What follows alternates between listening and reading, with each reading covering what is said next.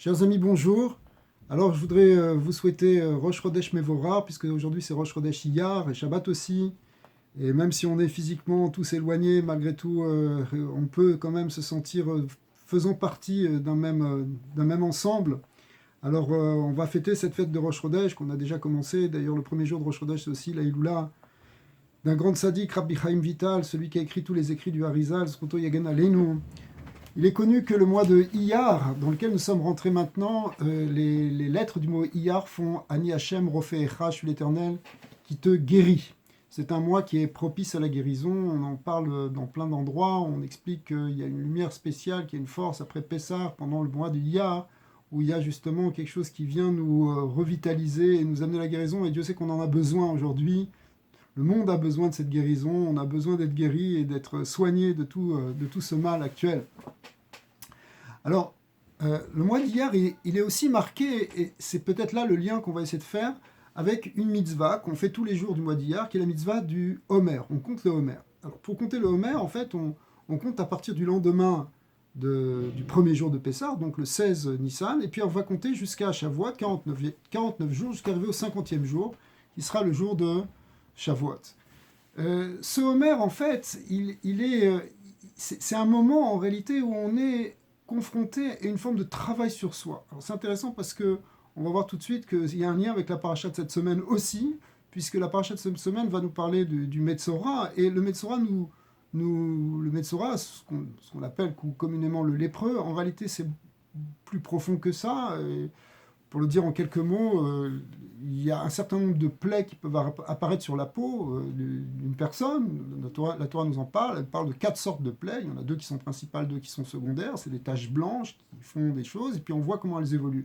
Alors comment ça marche en général quand on a ce genre de plaie qui apparaît, eh bien on va chez le Kohen, parce que le Kohen c'est l'homme de la sagesse et de la bonté qui va essayer de nous aider et de nous supporter dans cette difficulté.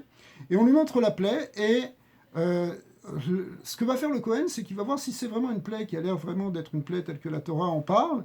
Il va lui dire, écoute, tu vas t'isoler maintenant pendant 7 jours. Intéressant, parce que la notion d'isolement, on la prend effectivement d'ici. C'est les premières notions d'isolement, avant la notion de quarantaine. D'ailleurs, le mot de quarantaine, c'est un mot relativement récent, puisque c'était, je ne sais pas, au XVIIe ou au XVIIIe siècle, lorsqu'il y a des bateaux qui sont arrivés en Italie, à Venise, il y avait des gens qui étaient malades dedans, on les a laissés 40 jours dedans, donc en quarantaine, mais en fait, la mesure de base qui est donnée par la Torah, c'est une semaine. En fait, pendant une semaine, il va être isolé il va être isolé en dehors de sa maison même. En principe, il va aller dans un endroit vraiment reclus où il va être seul. Et il va faire un travail sur lui. Le Sefer Achinour, qui est un grand commentateur du XIIIe siècle, explique qu'en fait, ici, on a quelque chose qui dépasse la notion de maladie, mais qui est plutôt lié avec ce qu'on appelle la Hashgacha pratit. C'est-à-dire que si il lui arrive ça à cette personne, eh bien, c'est le moment de se remettre en question et de se poser la question pourquoi ça lui arrive et quel est le message, en quelque sorte, qu'est-ce qu'il peut faire. Et il va se retrouver une semaine à faire un travail sur lui. Et ça, c'est intéressant parce que finalement, nous aussi, on est tous isolés, on est dans des quarantaines, on est dans des confinements. Et on peut prendre ce temps, ou utiliser une partie en tout cas de ce temps, pour faire un travail sur soi, un travail d'introspection, un travail de...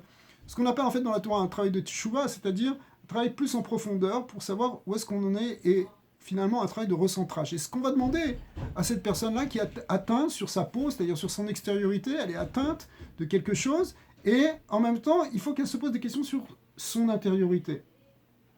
Et au bout d'une semaine, le Kohen revient, il regarde si la plaie a évolué, si elle évolue dans un sens ou dans un autre, c'est-à-dire si elle s'est étendue par exemple, bon, ça prouve que ça ne va pas, ou bien si tout d'un coup tout est devenu blanc, les poils sont devenus blancs, c'est un signe de guérison. Et à ce moment-là, si c'est un signe de guérison, il va le déclarer tahor, pur, mais sinon, il va lui donner encore une semaine.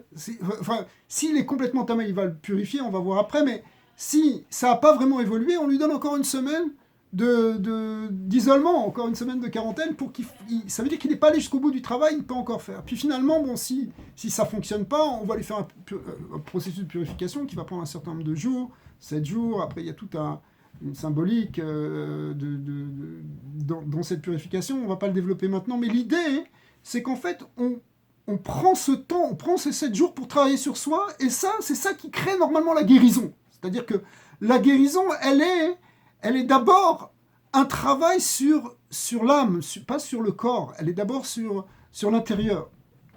Alors en fait, pendant le Homer aussi, c'est pas 7 jours, c'est 7 semaines de 7 jours, on retrouve en tout cas cette symbolique des 7, et on va travailler mida par mida, on va essayer de faire une introspection pendant toute cette période du Homer pour arriver aussi à se guérir. C'est ça le mois de Iyar qui est marqué par cette mitzvah de Homer, c'est-à-dire qu'en fin de compte, on fait un travail de guérison intérieure où on essaie de se recentrer, on essaie de se comprendre, de voir ce qui ne va pas là où on s'est écarté, là où on s'est laissé aller.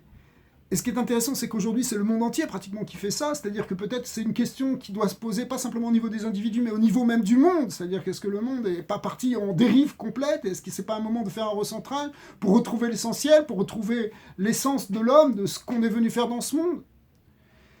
Donc en tout cas, il y a ce processus de guérison qu'on va faire pendant le mois d'Iyar, et c'est pour ça que ce mois d'Iyar, il est propice pour cette guérison. La question est de savoir, c'est quelle partie de l'âme qu'on est en train de guérir. Est-ce que c'est l'âme divine, la partie la plus essentielle qui est en nous? Alors, les maîtres de la Chassidoute nous disent, et de la Kabbalah nous disent que non, parce que ça, c'est pas affecté. Ça, ce qui est affecté, c'est l'extérieur. C'est le côté qui est dans ce monde, dans le côté physique, ce qu'on appelle aussi chez les Chachamim, on appelle ça le Nefesh Abahami, l'âme animale, le côté physique qui est en nous, le côté animal qui est en nous. C'est lui qui, en quelque sorte, s'est dégradé, détérioré. Et c'est sur ça, cette partie inférieure de la Neshama qu'il faut... C'est elle qu'il faut en quelque sorte réparer pour retrouver cette dimension divine qui est en nous. Alors, pour faire ça, on va faire un travail justement sur ce qu'on appelle les midot, sur notre caractère, sur nos désirs, sur nos pulsions, sur la manière dont on fonctionne. La preuve de ça, c'est que la mitzvah du Homer, le mot Homer veut dire en fait une mesure. C'est une mesure de quelques litres. De quelques litres de quoi? En fait, il y avait une deuxième mitzvah, à part le fait de compter le Homer, à l'époque du Beth Amikdash. Aujourd'hui, on ne fait que compter le Homer. C'est une marque locale, c'est des Rabbanon, des Roïta. Mais en tout cas, à l'époque du Beth Amikdash, il y avait une autre mitzvah qui était la mitzvah de Akravat Korban Homer, c'est-à-dire d'amener l'offrande du Homer. Quelle était cette offrande du Homer? On allait... Donc le deuxième jour de Pessah, le premier jour de Chol HaMoed en Eretz Israël, on allait le soir cueillir, couper de l'orge dans un champ, et on l'amenait à Yerushalayim, on le faisait monter vers le temple, et dans le temple, le Kohen venait et offrait, faisait un balancement de cette offrande, et à partir de là, à partir de cette offrande-là, on pouvait commencer à consommer la nouvelle récolte de l'année. C'était ce qu'on appelle, c'était Matir et Tachadash, c'est ce qui permettait de consommer la nouvelle récolte. Pour ceux qui font attention, d'ailleurs, il y a une halakha qui s'appelle Yashan. En fait, le mot Yashan veut dire l'ancienne récolte. On fait attention à manger de l'ancienne récolte tant qu'on n'a pas mangé de la nouvelle. Eh bien, à partir du deuxième jour de Pessah, donc du premier jour de Homer, on peut commencer à manger de la première récolte. Mais ce qui est intéressant, c'est que l'offrande végétale qui est amenée alors n'est pas une offrande comme on aurait pu l'attendre, une offrande de blé, puisque finalement, si on veut les récoltes, ce qui nous intéresse peut-être plus, c'est le blé. Et c'est pour ça que là, il y a un point qui est intéressant, dont la Gemara dans Sota parle de ça.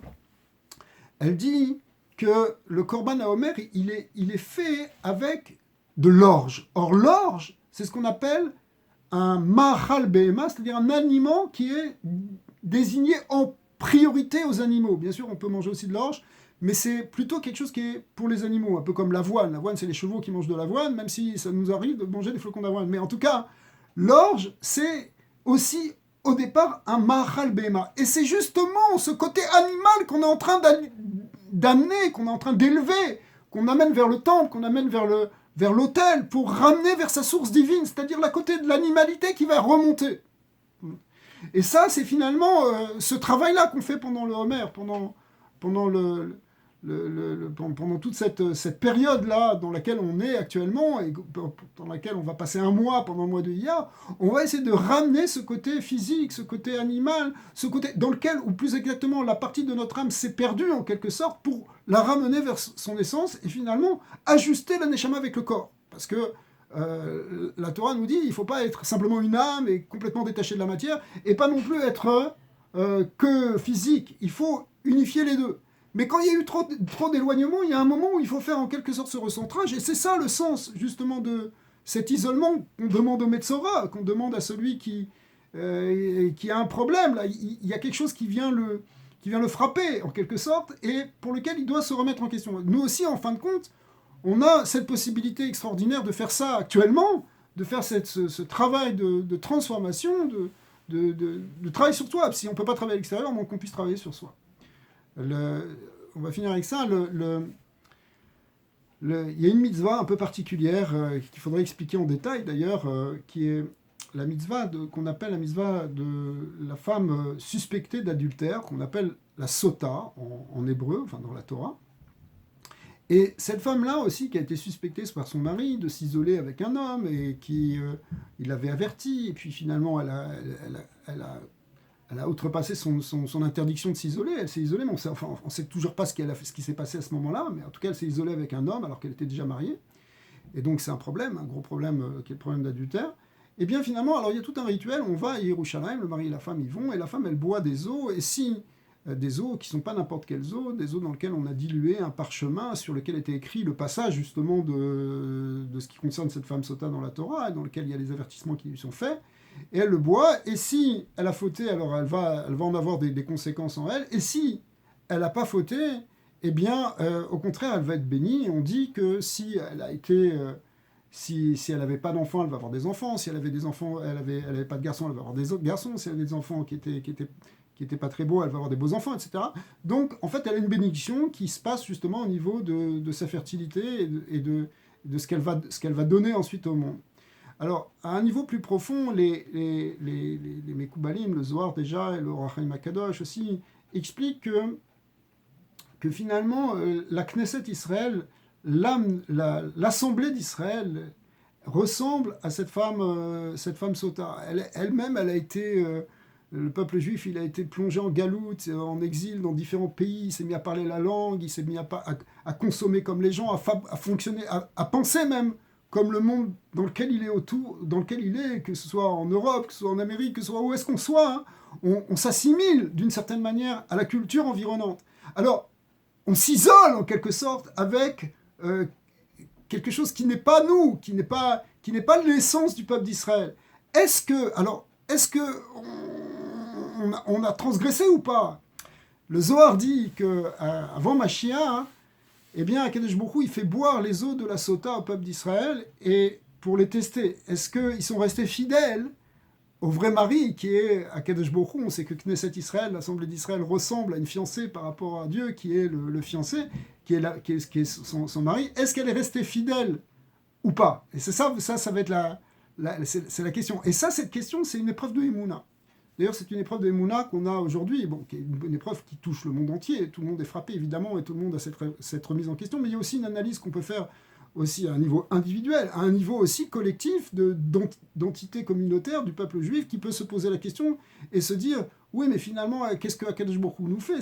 À chaque fois qu'on a une épreuve, on peut se poser cette question « Mais pourquoi? Qu'est-ce qui nous arrive? Qu'est-ce qu'on a fait? Qu'est-ce qui s'est passé? Pourtant, on croyait que... » Et il se passe autre chose. Donc, il y a des questions de Emouna. Mais justement... La force du clan Israël, c'est qu'il a toujours tenu dans cette émouna, dans cette foi, dans cette capacité à dire, bon, ok, même s'il y a une difficulté, je sais qu'il y a autre chose derrière, que derrière le mal se cache un bien, qu'en fait, Akadosh Baruch Hu, il nous prépare quelque chose. Ça a été la émouna du peuple juif depuis le départ, c'est ce qui fait qu'on est encore là. Parce que si on n'avait pas cette foi, combien on aurait pu désespérer, combien on aurait pu complètement tout lâcher. Et finalement, le Ham Israël, il est toujours là, toujours vivant, et il s'accroche, mais pas désespérément, il s'accroche avec espoir, justement. C'est tout le Nyan, c'est la tikva, c'est l'espoir. C'est ça la force d'Israël, qui fait que derrière l'épreuve, on se dit non, il va y avoir quelque chose de bien, et ça va continuer. Et ça, cette capacité à voir le bien et à voir la émouna, ça revient à passer le test des eaux de la sota, et montrer qu'on reste fidèle. On reste fidèle dans notre émouna, on reste fidèle dans notre attachement. Comment on aurait pu imaginer que le peuple d'Israël continue d'exister, de fleurir et de continuer aussi dans sa spiritualité et dans la Torah après la Shoah? Comment on aurait pu croire ça? On aurait pu se dire, ça y est, tout est fini, tout est terminé. Comment on peut, Dieu nous chasvé shalom? Et en fait, non. On voit que la émouna du clan d'Israël, c'est de toujours aller de l'avant et de toujours continuer. Et c'est ça qui va finalement amener la transformation du monde. en passant d'étape en étape, mais là on espère qu'on est à la dernière étape pour amener ce qu'on appelle le Mashiach, c'est-à-dire une ère messianique dans laquelle en fait on est déjà rentré, puisqu'il y a eu déjà des grands changements qui sont passés dans le monde, mais maintenant on espère, et c'est ça notre fidélité dans notre foi, hein, c'est cette croyance, c'est cette certitude que finalement derrière tout ça il va arriver quelque chose d'extraordinaire, quelque chose de bien, qui va être la Géoula Shlema, et c'est ce qu'on va voir Bezat Hashem dès ce Shabbat, avec Shabbat Rosh Chodesh, on va mettre encore plus de Simcha, parce que la Simcha, c'est elle qui est la source de la Refoua, c'est pas simplement, comme on vient d'expliquer, l'introspection, elle doit amener, elle doit déboucher sur finalement la joie de retrouver l'essentiel, qui est la plus grande joie qu'on peut avoir en soi. Ah ben Hachem, on va amener cette joie, si on est seul, on va être joyeux seul, si on est avec notre famille, on va amener ça dans notre famille. Où est-ce qu'on peut faire? Mais il faut absolument qu'on passe cette épreuve et qu'on se laisse pas avoir par le Yetzer Hara et le force du désespoir qui est la force d'Amalek. Au contraire, il faut qu'on gagne ça. Et on souhaite, Bezat Hashem, une refoua shlema complète à tous les cholés Israël, les cholés du monde entier, les cholim du monde entier, qu'il y ait Bezat Hashem, une refoua shlema, et qu'on trouve rapidement, que Akadosh Baruch Hu fasse descendre la connaissance parmi les hommes pour qu'on puisse découvrir les solutions pour lutter contre cette maladie et qu'on en trouve les médicaments et les vaccins, que cette chorma, un jour on parlera de ça, comment c'est quelque chose qui vient aussi du ciel, et qu'on puisse ça trouver en tout cas très rapidement cette notion-là, que ça puisse se dévoiler pour qu'on puisse arriver non seulement à la Refoua Shlema, mais à la Géoula Shlema. Amen, Ken Yiratzot, Shabbat Shalom, Rosh Chodesh Mevorach.